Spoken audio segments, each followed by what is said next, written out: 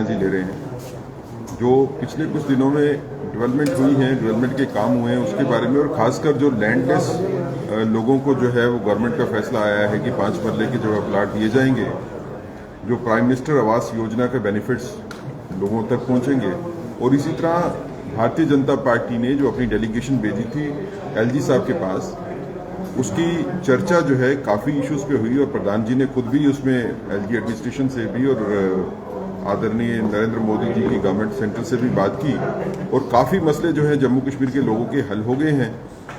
बाकी कुछ अगर कोई रहते हैं तो वो भी हम कोशिश कर रहे हैं कि वो ज़्यादा से ज़्यादा जल्दी जो है वो हल हो जाए। मैं रिक्वेस्ट करूँगा आदरणीय रविंद्र रैना जी से कि प्रेस कॉन्फ्रेंस करें। सभी मीडिया के मित्रों का भारतीय जनता पार्टी कार्यालय में हार्दिक स्वागत है।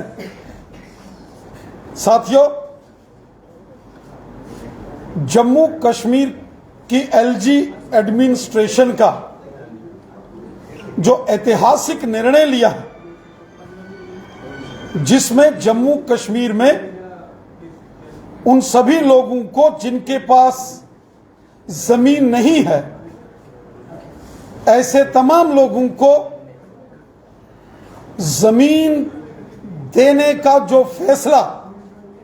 सरकार ने लिया है, इस बड़े फैसले के लिए हम अपने देश के प्रधानमंत्री नरेंद्र मोदी साहब, हमारे देश के गृह मंत्री श्रीमान अमित शाह साहब और जम्मू कश्मीर के माननीय लेफ्टिनेंट गवर्नर श्रीमान मनोज सिन्हा साहब का दिल की गहराइयों से धन्यवाद करते हैं, शुक्रिया अदा करते हैं कि गरीब लोगों के लिए, और खासकर वो लोग जिनके पास बिल्कुल भी जमीन नहीं थी और जमीन न होने के कारण से लोग अपना घर नहीं बना सकते थे, प्रधानमंत्री नरेंद्र मोदी साहब की जो आवास योजना है, जिसके तहत गरीब लोगों को मकान दिए जाते हैं,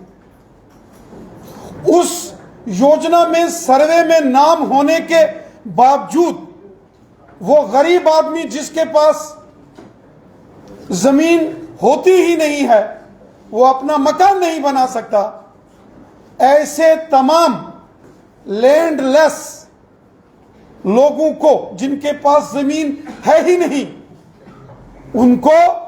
5-5 मरले सरकार द्वारा जमीन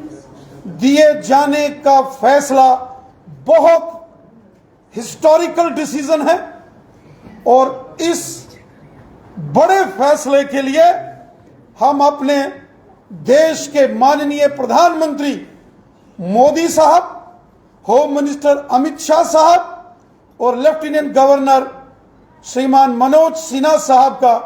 दिल की अमीन तरीन गहराइयों से शुक्रिया अदा करते हैं। हमने देखा है कि जम्मू कश्मीर के अंदर यहां के लोगों को, यहां गरीबों को, ज़ईफों को, मस्कीनों को, दर्दमंदों को, जरूरतमंद लोगों को दर दर की ठोकरें खानी पड़ती थी। लोगों ने यहां बड़ी तकलीफें झेली, और जो पुरानी माजी की सरकारें होती थी, उन्होंने जम्मू कश्मीर की आवाम को बड़ा गुमराह किया। कभी रोशनी कानून बनाकर यह कहा गया कि गरीब लोगों की मदद करेंगे, लेकिन रोशनी के तहत जो बड़े बड़े सियासतदान हैं, जो बड़े बड़े बाबू लोग हैं, जो सरकारों में बैठे थे, उन्होंने ही रोशनी का गलत इस्तेमाल किया और खुद जो है वो लैंड माफिया बन बैठे। उन्होंने सरकारी जमीनों पर कब्जा कर दिया, और उस रोशनी कानून के तहत भी किसी गरीब को कोई फायदा नहीं पहुंचा, और जिसके बाद अदालत ने इस रोशनी कानून को खत्म कर दिया। वो एक लूट खसूट का एक जरिया बनाया था उस वक्त की सरकार के अंदर जो हुक्मरान थे, उस वक्त के जो बाबू लोग थे, सरकार क्या होती है? सरकार आवाम के लिए होती है,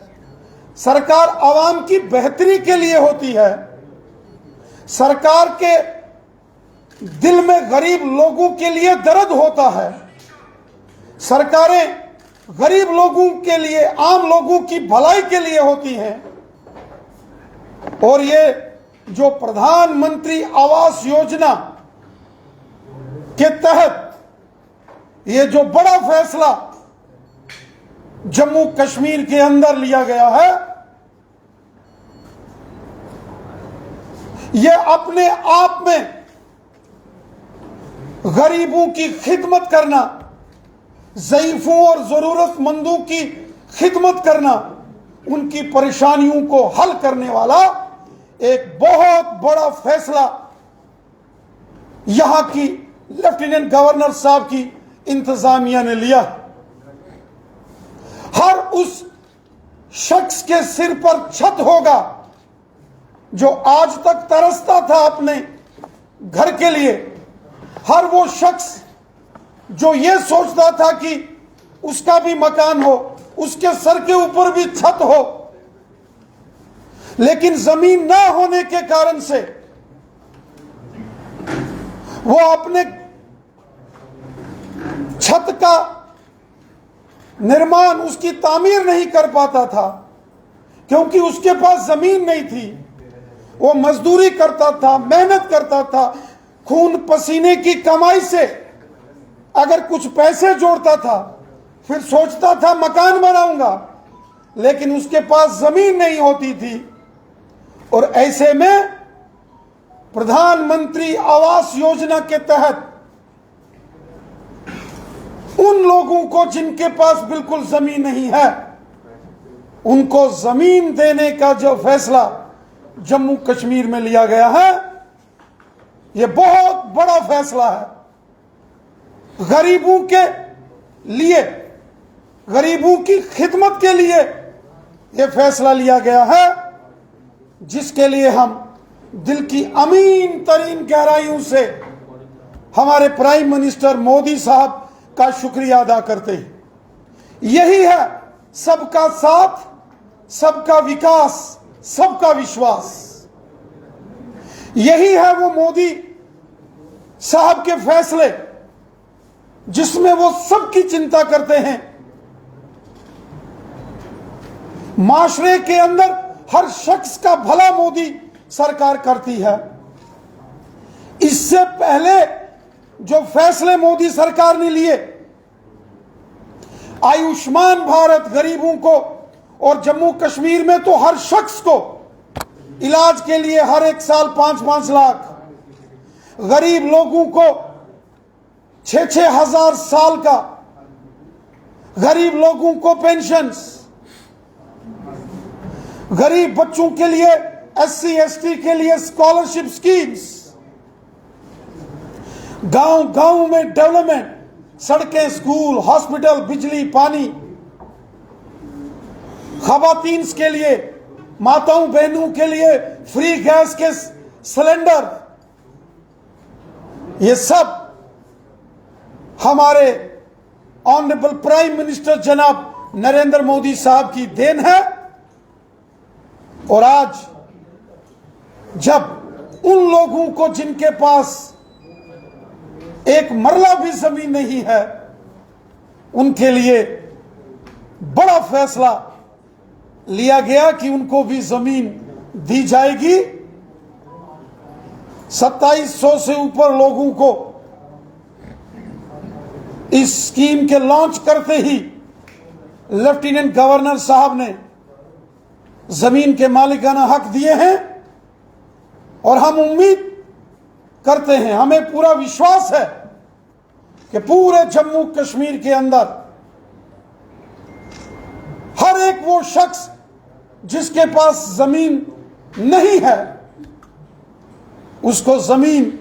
मुहैया कराई जाएगी, जमीन उपलब्ध कराई जाएगी, ताकि वो भी अपने सपनों का घर बना सके, ताकि हर शख्स के सर के ऊपर छत हो। मैं फिर एक बार इस बड़े फैसले के लिए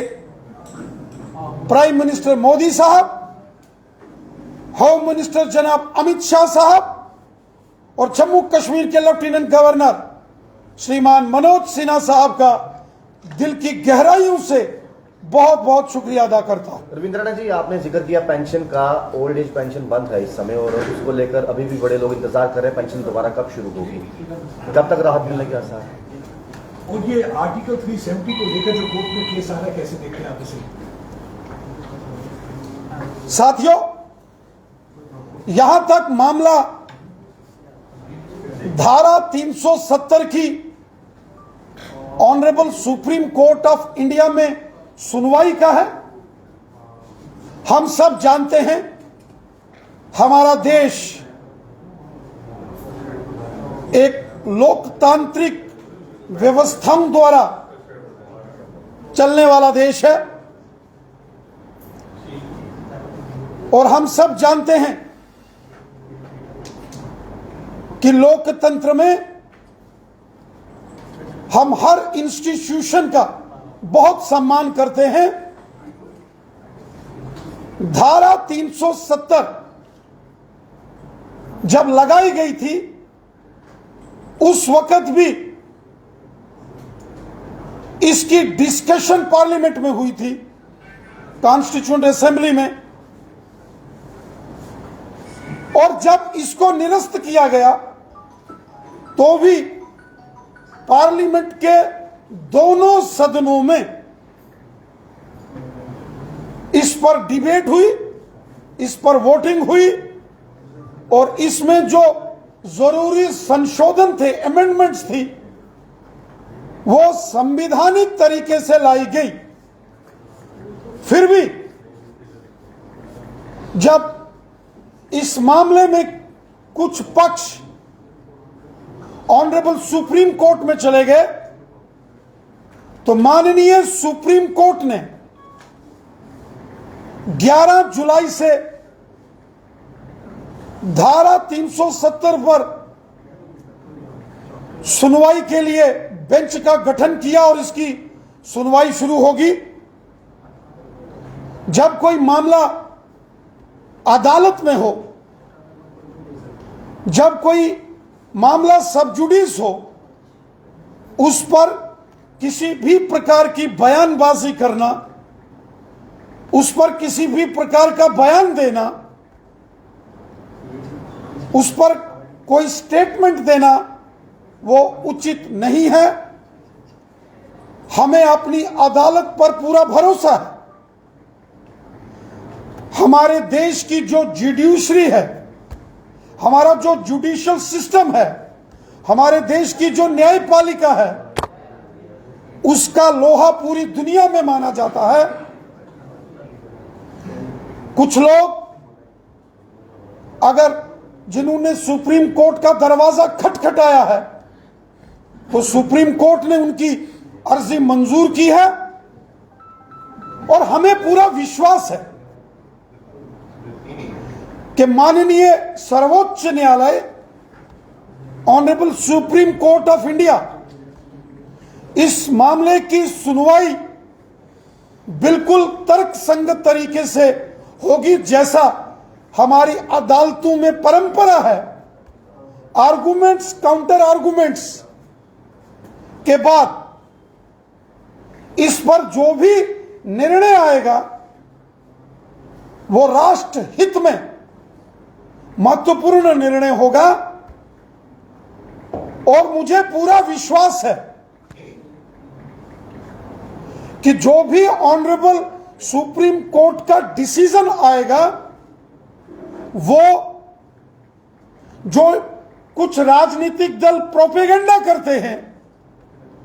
कुछ राजनीतिक दल लोगों की भावनाओं को भड़काने की साजिश और कोशिश करते हैं, उन साजिशों, उन कोशिशों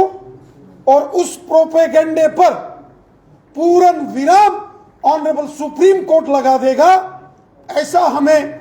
पूरा विश्वास है। अदालतों के अंदर राजनीतिक टिप्पणियों आधार पर फैसले या किसी साजिश और प्रोपेगेंडे के आधार पर फैसले नहीं आते। अदालतों में मेरिट बेसिस के ऊपर निर्णय आते हैं और हमें पूरा विश्वास है कि जम्मू कश्मीर के अंदर रहने वाले वो समाज के लोग जिनको 70 साल यरगमाल बना के रखा गया था, प्रताड़ित किया गया था, विक्टिमाइज किया गया था, और आज ऐसे सभी वर्गों को न्याय और इंसाफ मिल रहा है। उस सेक्शन के साथ यकीनन माननीय सर्वोच्च न्यायालय न्याय करेगा। जम्मू कश्मीर के अंदर गुजर बकरवाल समुदाय के लोग हों, गद्दी सिप्पी समुदाय के लोग हों, पहाड़ी कबीले के लोग हों, पश्चिम पाकिस्तान से आए विस्थापित हों, गोरखा समाज, वाल्मीकि समाज, यहां के अंदर जो महिला वर्ग है और यहां के अंदर जो ओबीसी समाज है, जिनको 70 साल यहां प्रताड़ित किया गया, 70 साल जम्मू कश्मीर में धारा 370 की आड़ में गुजर बकरवाल, गद्दी सिप्पी, पहाड़ी कबीला, वेस्ट पाकिस्तानी रिफ्यूजी, गोरखा समाज, वाल्मीकि समाज, हमारे शेड्यूल कास्ट कम्युनिटी के भाई बहन, यहां की महिलाएं, उनके अधिकारों का हनन हुआ है, उनके फंडामेंटल राइट्स को कुचला गया, ओबीसी समाज के फंडामेंटल राइट्स को कुचला गया। और आज जम्मू कश्मीर का हर एक वर्ग, वो हिंदू है या मुसलमान है, सिख है या ईसाई है, जम्मू रीजन का है या वादी कश्मीर का है, सुख चैन की सांस ले रहा है, अमन चैन भाईचारे और खुशहाली के साथ अपना जीवन गुजर बसर कर रहा है। और हमें पूर्ण विश्वास है कि जब भी अंतिम निर्णय धारा 370 के संदर्भ में माननीय सर्वोच्च न्यायालय लेगा, समाज के इन सभी वर्गों को ध्यान रखते हुए, समाज के हर व्यक्ति के साथ इंसाफ का ख्याल रखते हुए, यकीनन ऑनरेबल सुप्रीम कोर्ट इस मामले पर फैसला लेगा। हम भी सुप्रीम कोर्ट का पूरा सम्मान करते हैं और पूरा विश्वास करते हैं कि जब आखिरी और फाइनल फैसला इस पूरी सुनवाई में आर्गुमेंट्स और काउंटर आर्गुमेंट्स के बाद जब धारा 370 पर फाइनल फैसला आएगा, यकीनन honourable supreme court of India पूर्ण विराम लगा देगा जो षड्यंत्र, साजिश और प्रोपेगेंडा करने की यहां जो कोशिशें होती। राणा जी, हाल ही में महबूबा मुफ्ती जी का ये कहना है कि भारतीय जनता पार्टी ने अपनी पावर का गलत इस्तेमाल किया है और ईडी का इस्तेमाल करते हुए ऑपोजिशन को हटाने की साजिश रही है। आप इस पर क्या कहते हैं? भारतीय जनता पार्टी ने हमेशा आवाम का, जनता का भला करने के लिए काम किए हैं। मोदी सरकार के 9 साल गरीबों की सेवा, गरीबों की खिदमत, परेशान लोगों की खिदमत में मोदी साहब ने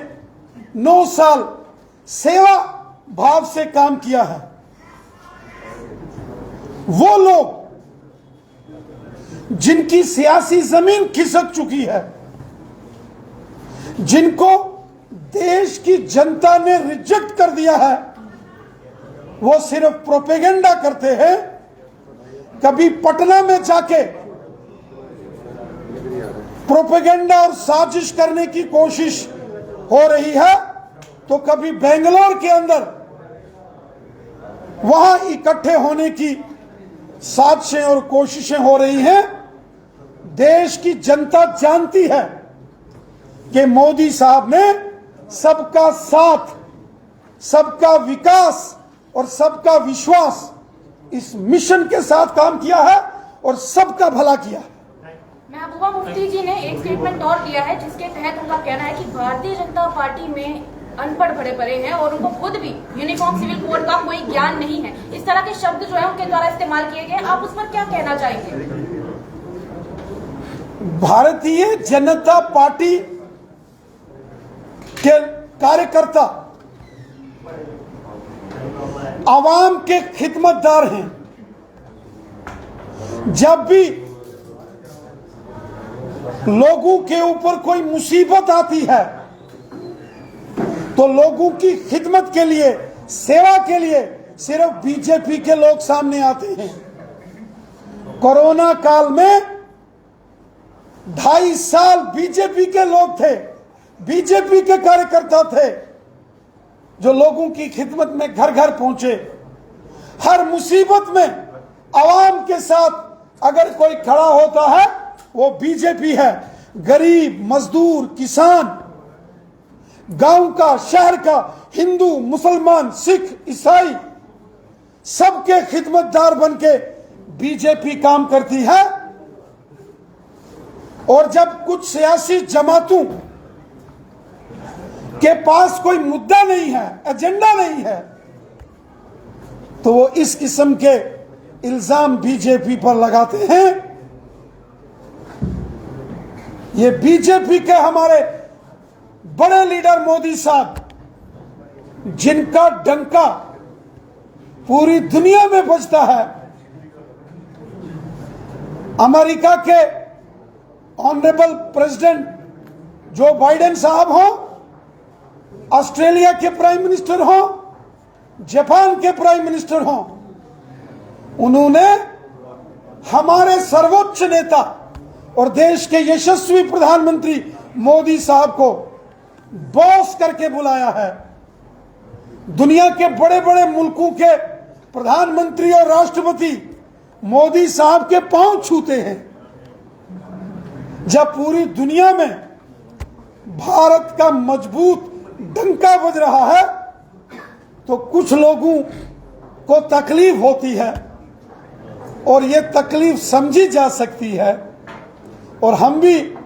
उनकी इस तकलीफ को समझते हैं। देवेंद्र रैना जी, क्या कहेंगे? आप एकमात्र ऐसा नेता है जो गुज्जर बकरवाल की बहुत ज्यादा बात करते हैं, लेकिन अमित शाह जी का दौरा हुआ, एक ही एमपी गुज्जर बकरवाल जी की बात रखने के लिए, लेकिन गुलाम अली खटाना जी मंच पर, वहां पर नाम भी लिया अमित शाह जी ने, लेकिन वो मंच शुरू शेयर हुआ। लेकिन भी तासुरात दिए जा रहे हैं, जैसे कि कुछ लोग कह रहे हैं कि एक पर्टिकुलर समुदाय के अगेंस्ट है, और हरीश साल्वे जी का एक स्टेटमेंट आया, it is not against diversity, it is more to empower women and other communities. तो आगे से जो बाकी कम्युनिटीज इस तरीके से उसको करने के लिए यूनिफॉर्म सिविल कोड के संदर्भ में हमारे देश के लॉ मिनिस्टर श्रीमान अर्जुन राम मेघवाल साहब ने ऑनलाइन पब्लिक से राय मांगी है, सजेशंस मांगी हैं, और मुझे लगता है कि सबकी राय का एहतराम होगा। और जो हमारे देश के बहुत बड़े कानून के दानिश्वर हैं, हरीश साल्वे साहब, उनका भी बयान आया है, और हमारे ऑनरेबल प्राइम मिनिस्टर मोदी साहब का भी बयान आया है कि हम सबको साथ लेकर चलेंगे सबका ख्याल रखेंगे, किसी के साथ नाइंसाफी नहीं होगी। एक जमाना था जब सती प्रथा जैसी व्यवस्थाएं समाज के अंदर होती थी, फिर कानून बनाकर उनको खत्म कर दिया गया। एक जमाना था कि छोटे छोटे 10-12